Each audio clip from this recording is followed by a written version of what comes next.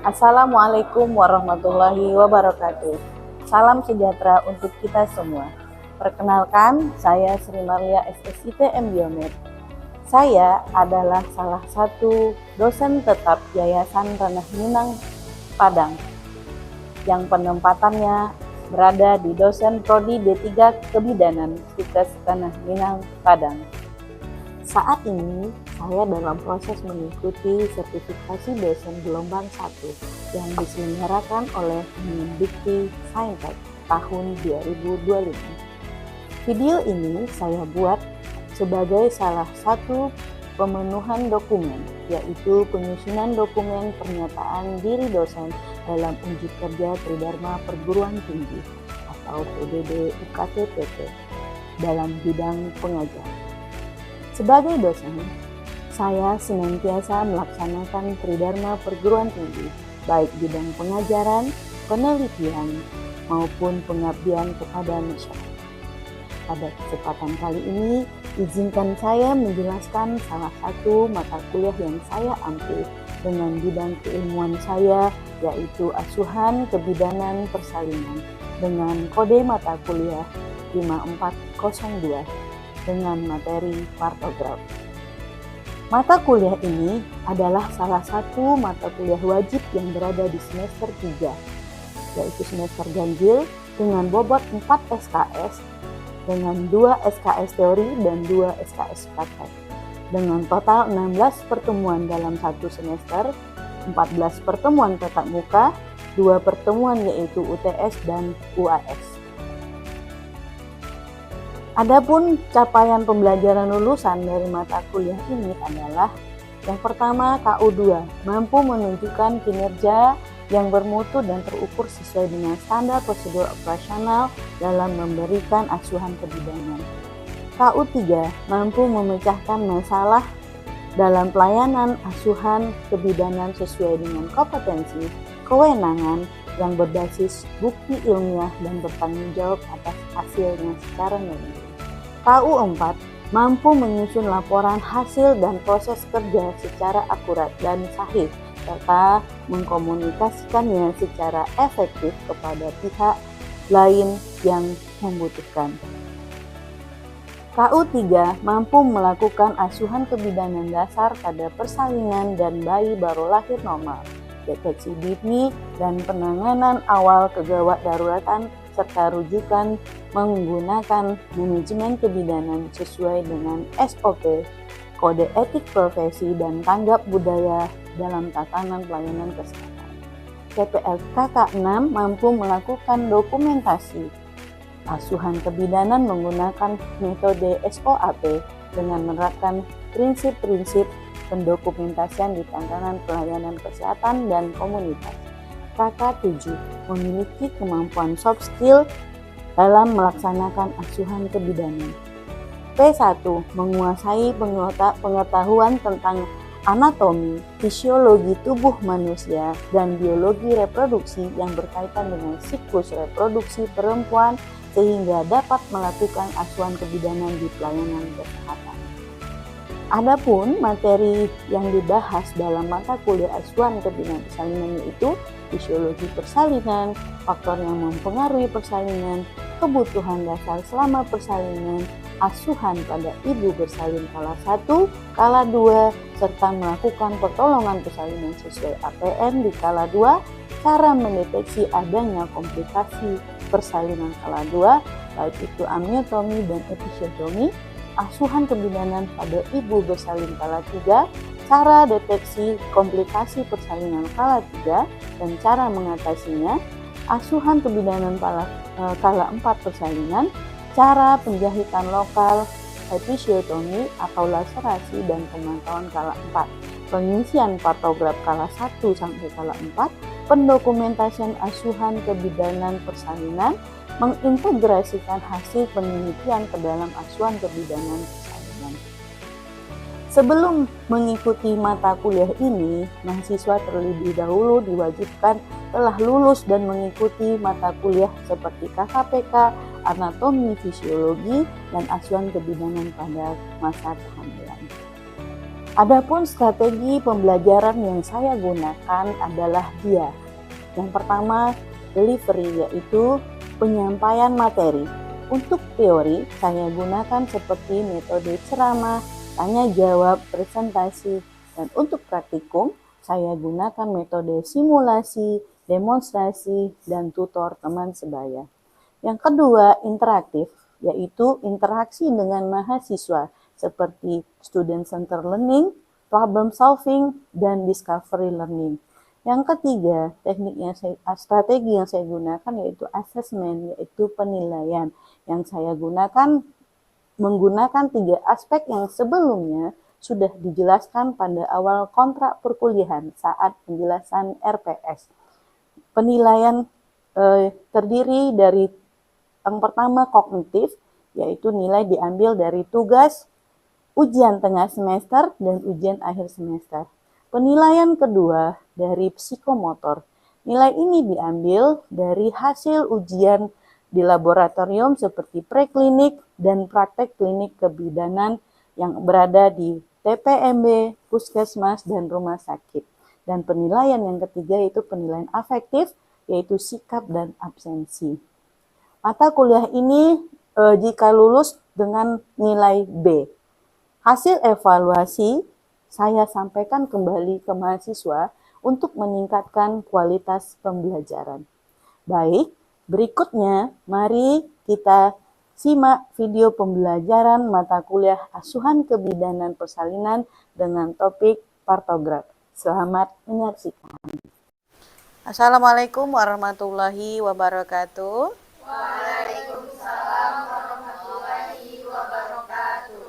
Selamat siang semua, salam sejahtera untuk kita semua. Baik, kembali lagi dengan wajah yang sama ya, dengan nama yang sama juga, dengan Ibu Sri Marlia, dengan mata kuliah Asuhan Kebidanan pada Ibu Masa Persalinan.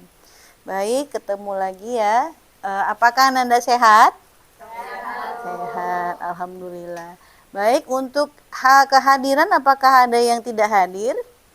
Ada semua, alhamdulillah. Baik, kita mulai mata kuliah Asuhan Kebidanan dengan materi partograf. Jadi partograf ya adalah salah satu bentuk pengawasan di kelas 1.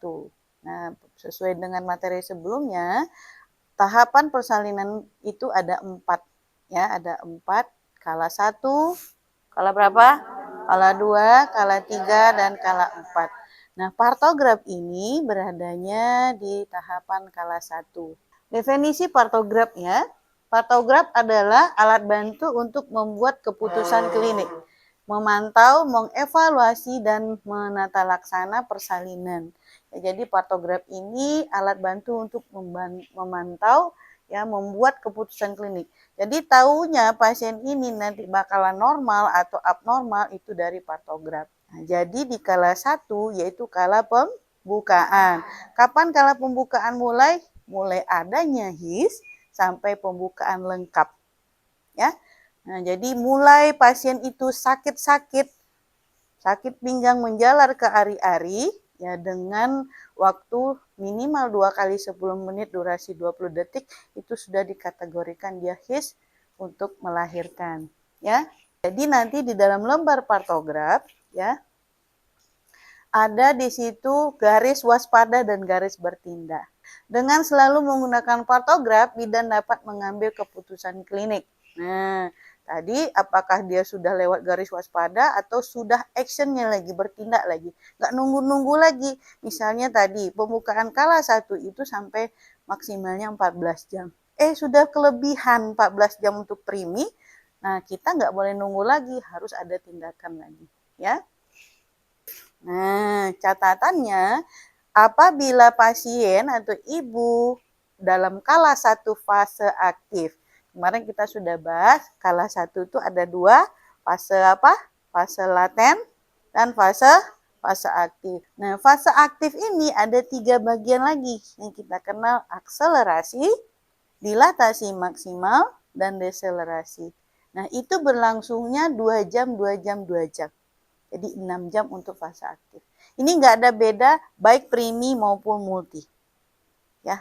Nah, untuk kala 1 fase aktif, Bu, kalau dia fase laten di mana dicatat, Bu? Apa ada yang tahu? Datang pasienmu, ternyata kamu VT, ya, pembukaan ternyata masih 1 atau 2, berarti itu dia masih fase laten. Nah, kalau fase laten itu di mana kita catatnya? Di register ibunya ya, di catatan asuhan ibu, tidak di partograf. Jadi kuncinya partograf ini kita bikinnya atau kita mulai menulis partograf itu di kala 1 fase aktif ya. Jadi mulai dari pembukaan 4 ya. Oke, baik itu objin ya, dokter ya, baik itu bidan, dokter umum residen dan mahasiswa kedokteran ataupun kebidanan, wajib ya itu secara rutin semua penolong persalinan yang membuat partograf. Jadi bukan kalangan kita saja bidan, siapapun yang menolong persalinan wajib membuat partograf ya. Nah, ini ya, partograf membantu penolong persalinan dalam memantau, mengevaluasi, dan membuat keputusan klinik, baik persalinan normal maupun yang disertai dengan penyulit. Nah, pencatatan pada partograf dimulai pada saat proses persalinan masuk dalam fase aktif. Ya. Nah, nanti kita akan cobakan partograf ya, Ibu sudah fotokopi lembarannya, nanti kita akan bagi. Bila hasil pemeriksaan dalam menunjukkan pembukaan 4 cm, tetapi kualitas kontraksi belum adekuat, yaitu minimal 3 kali dalam 10 menit, atau lamanya masih kurang 40 detik, lakukan observasi dulu, ya, selama 1 jam ke depan. Apakah kontraksinya sudah bertambah atau belum? Jika masih sama, berarti pasien belum masuk fase aktif. Jadi tadi kuncinya harus di fase aktif. Dan sekarang pembukaannya harus 4, ditengok dengan his atau kontraksinya 3 kali dalam 10 menit, lamanya 40 detik minimal. Ya, kalau kurang pantau dulu 1 jam ke depan. Ya. Karena apa? His ini makin lama makin adekuat ya. Ya. Kalau tidak frekuensi yang nambah, durasinya yang nambah. Satuannya kali per 10 menit. Ya. 2 kali 10 menit, durasinya berapa? Nah, nanti. Bila pembukaan sudah mencapai lebih 4 cm, tetapi kualitas kontraksi masih kurang, ya, atau lamanya kurang, durasi ya dari 40 detik, pikirkan dia diagnosa inersia uteri. Jadi dia tidak normal. Ya. Oke. Ini komponen yang harus diobservasi selama kita menggunakan partograf. Ini kita akan membahas apa saja yang akan kita observasi pada lembar partograf. Mungkin Ananda bisa bagikan satu persatu. Di sini. Di sini ambil sini. Bagikan satu persatu. Oke, kita tengok lembar partograf yang ada di tangan Ananda masing-masing, ya. Ada 3 pembagian, ini yang warna pink kurung kerawal ini, ya. Nah, ini yang pertama kita observasinya untuk kondisi janin. Nah, jadi yang dari atas, ya, kondisi janin. Yang di tengah ini kemajuan persalinannya, ini ibu yang kita periksa. Nah, dan yang terakhir keadaan umum ibu. Jadi ada untuk janin, ada untuk ibunya, ibu juga yang di bawah, ya. Pertama sekali dari kondisi janin, ya. Kita bahasnya pemeriksaan DJJ, denyut jantung janin. Nah, Ananda lihat semua, ya, kolom ini, kolom kecil-kecil itu satuan per 30 menit. Ya, per 30 menit. Jadi, untuk denyut jantung janin ini kita periksanya per 30 menit. Nah, berapa kisaran DJJ normal? 120 sampai 160 ya, 140 atau 160 kali per menit, ya. Nah, setiap setengah jam kita pantau denyut jantung janin. Yang kedua, dari kondisi janin kita tengok warna dan adanya air ketuban. Nah, jadi warna dan adanya air ketuban bukan per 30 menit, tetapi per 4 jam. Apabila Ananda lakukan VT, ya, di situ bisa ditengok air ketubannya apakah utuh, jernih, mekonium, keruh, dan bercampur darah. Ya, UJMDK. Ya. Nah, yang ketiga yaitu penyusupan. Nah, penyusupan kepala janin. Nah, penyusupan ini juga pada saat VT kita bisa menilai apakah ada penyusupan sampai dia tumpang tindih, yaitu 0, 1, 2, dan 3 untuk penyusupannya. Yang kedua, kemajuan persalinan. Nah, ini pembukaan. Pembukaan ini kita lakukan setiap 4 jam. Ya, kita VT setiap 4 jam. Tetapi, ya, indikasi VT kita ada 4. Ya, yang pertama indikasi adanya tanda-tanda infartu. Apa tanda infartu?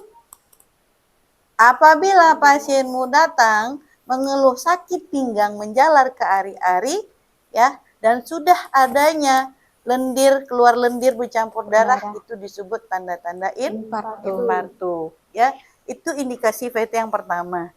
Indikasi VT yang kedua yaitu indikasi waktu. Pada primi kita VT-nya per 4 jam. Pada multi kita per 2 jam. Kalau dia sudah di pembukaan estimasi waktunya 1 cm untuk multi itu setengah sampai 1 jam. Jadi contohnya kalau pasiennya datang sudah pembukaan awalnya pembukaan 6, kita VT-nya ini sekarang setengah 1, nanti boleh setengah 3. Jadi tidak tunggu 4 jam. Tapi kalau primi kita per 4 jam indikasi waktu. Ya. Yang ketiga indikasi VT yaitu apabila tadi kan nunggu waktu per 4 jam. Ternyata sebelum 4 jam atau sebelum 2 jam berikutnya pecah ketuban.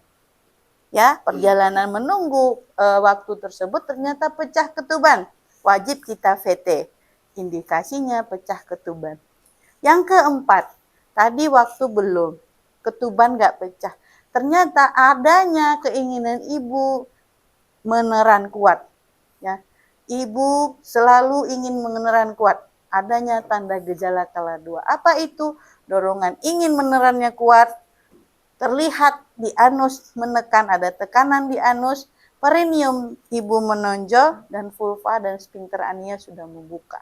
Kalau kita lihat di vulva ibu, sudah ada bayangan rambut.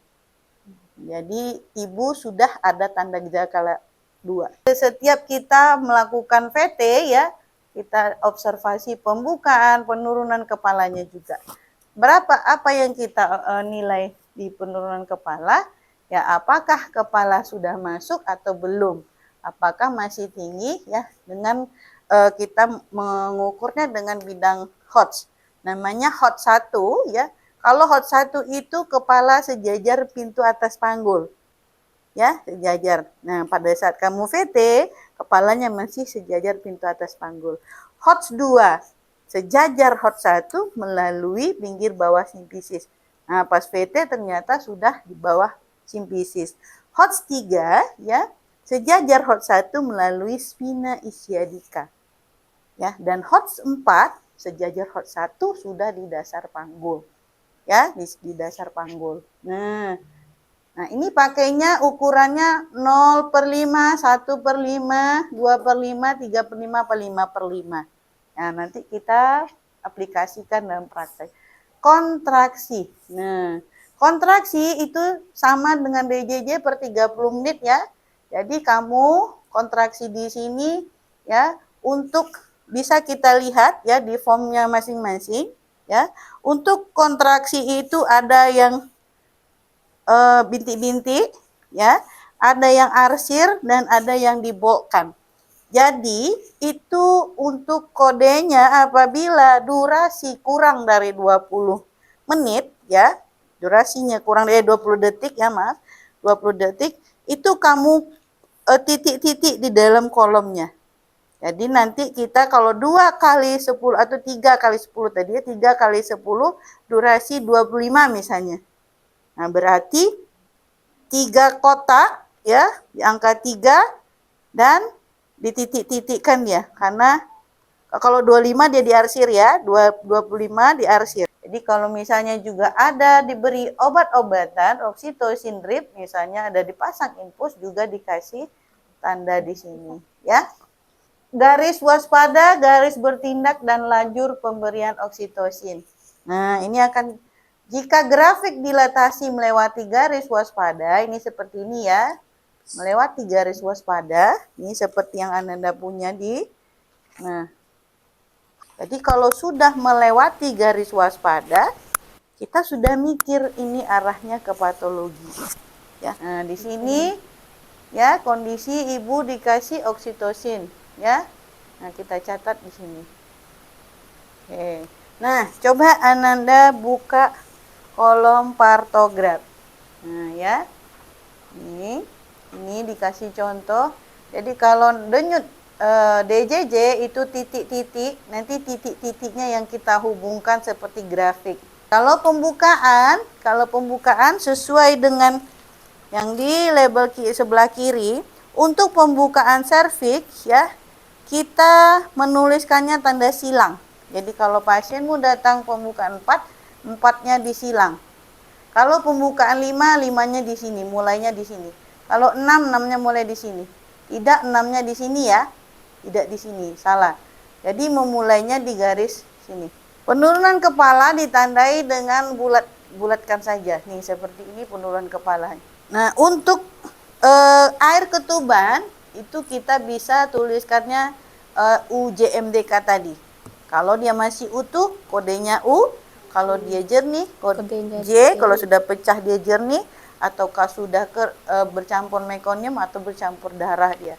Nah, itu sesuai kodenya. Untuk molase juga, kalau ada penyusupan yaitu 1, tidak ada penyusupan 0, tumpang tindih masih bisa diregangkan itu 2.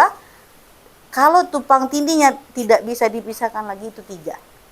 0, 1, 2, 3 ya. Sampai di sini ada yang mau kita tanya? Kita review. Baik, silakan sebutkan nama. Baik, perkenalkan nama saya Safna. Izin kepada Ibu dan teman-teman.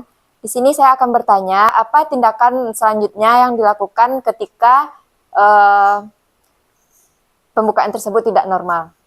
Baik, terima kasih. Oke, terima kasih Safna, pertanyaan bagus sekali ya.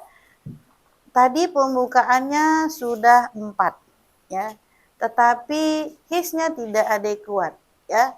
3 kali dalam 10 menit tapi durasinya masih kurang 40 detik. Lakukan observasi selama 1 jam ke depan. Jika masih sama berarti pasien belum masuk fase aktif. Catatan waktu ya untuk akselerasi ya, itu pembukaan dari 3 ke 4. Dari 3 ke 4 itu memakan waktu 2 jam. Ini disebut dengan fase lambat. Padahal dia 1 senti. Ya. Nah, di situ ya pembukaannya sudah 4 tetapi hisnya masih belum adekuat. Apa yang harus kita lakukan? Pikirkan inersia uteri. Pertama, kita pastikan dulu umur ibunya. Apakah masih batasan reproduktif? Kenapa? Karena ibu yang melahirkan itu direkomendasikan dalam batasan yang reproduktif, yaitu umur dari 20 sampai 35 tahun. Ya. Dan perjalanan sebelumnya, apakah ya kehamilan ibu sebelumnya kasusnya sama enggak? Ya, rahimnya bagaimana, kontraksinya bagaimana? Ya, dan dilihat juga TBBJ kita observasi. Nah, terus ini kan adanya di HIS. HIS itu keadaan ibu. Apakah ibunya ini baik ya? Tadi dari segi umur ya. Dikasih makan minum boleh ya, supaya hisnya makin adekuat. Dan ibu kalau bisa dia masih bisa bergerak, ibu boleh mobile di sekitar tempat tidur. Ya. Dia berjalan-jalan untuk dan juga pengaturan nafas ya. Jadi teknik relaksasinya pada saat dia kesakitan, ibu jangan dingedankan dulu karena belum waktunya. Jadi ibu jangan nanti kehabisan tenaga sebelum pembukaan lengkap. Ya, makanya ini observasi selama 1 jam ke depan. Kenapa? Karena perjalanan akselerasi itu dari 3 ke 4 itu memakan waktu 2 jam. Bisa dipahami, Safna? Bisa, Bu. Oke, terima kasih. Yang lainnya ada lagi?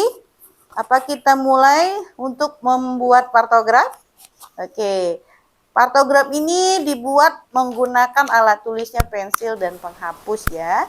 Jadi kita nanti apa ada kesalahan kita bisa hapus. Nanti Ibu akan bagikan soal ya. Nanti soal ini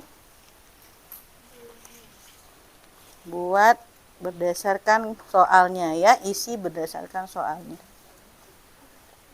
Jadi kita belajar partograf ini memang kalau ngomong-ngomong aja kita belum maksimal memahaminya. Tetapi kalau langsung ya, kalau langsung kita langsung kerjakan soalnya, mudah-mudahan langsung bisa kita ya.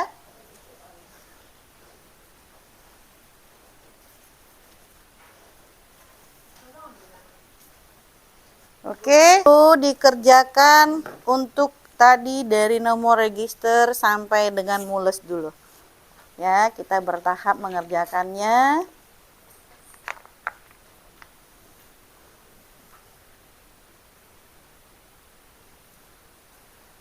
Oke, baik.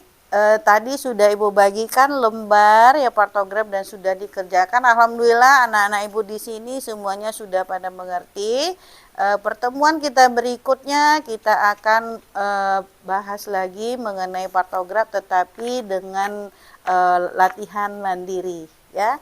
Tadi Ananda sudah diberikan bekal, dikasih juga lembar partograf dan next time pertemuan berikutnya kita adakan lab mandiri lagi pengisian partograf secara mandiri. Baik, dari tadi kita sudah 100 menit ya, kita sudah melakukan pertemuan. Apabila ada kesalahan dalam penyampaian, Ibu mohon maaf dan Ibu tutup dengan wabillahi taufik wal hidayah. Assalamualaikum warahmatullahi wabarakatuh. Waalaikumsalam warahmatullahi wabarakatuh. Demikianlah paparan video PDD UKT PT saya sebagai bagian dari proses sertifikasi dosen. Saya berharap semoga video ini dapat memberikan kontribusi untuk perkembangan kualitas pembelajaran yang berdampak. Semoga kita senantiasa meningkatkan mutu pendidikan tinggi. Akhir kata, saya ucapkan terima kasih. Wassalamualaikum warahmatullahi wabarakatuh. Sampai jumpa.